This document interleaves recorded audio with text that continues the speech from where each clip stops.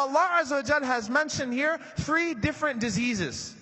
Allah is giving you 3 warnings here in this life, and the worst of them is certainly despair, because that's shaitan. A person who's just given up and doesn't care anymore. Allah gives you 3 warnings here. The first warning, don't despair. The second warning, no one's going to help you. The third warning, don't procrastinate. And then Allah subhanahu wa ta'ala then fast forwards to the scene of the Day of Judgment. أن تقول نفس يا حسرة على ما فرطت في جنب الله وإن كنت لمن الساخرين. A person, Allah warned you not to despair, but the person who didn't heed that warning and still despaired anyway and didn't come close to Allah subhanahu wa ta'ala, what are they saying on the Day of Judgment?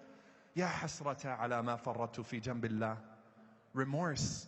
How could I do that? I messed up. I know I messed up. وَإِن كُنتُ لَمِنَ السَّاخِرِينَ. I remember the sins that I used to commit. I remember being amongst those who used to mock. I remember that. I'm not denying anything. He's despairing on the Day of Judgment too. His attitude hasn't changed. It's just compounded on the Day of Judgment. An attitude of despair. An attitude of, I know I'm messing up, but I'm not doing anything about it because I can't get any better. It's like the bum on the street, right? Get up, change. Oh, I've messed up so. Who's going to consider me for a job? I'm not even going to try to get a job. I've messed up too much. And on the Day of Judgment, that person is still despairing.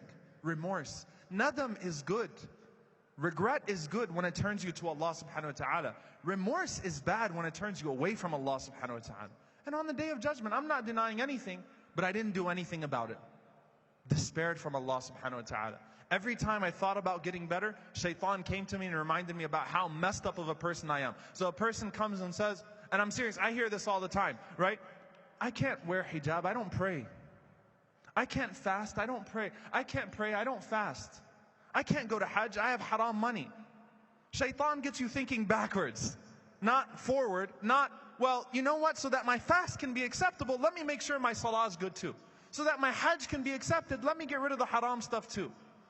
Shaitan always gets you this way. He wants you to fall back.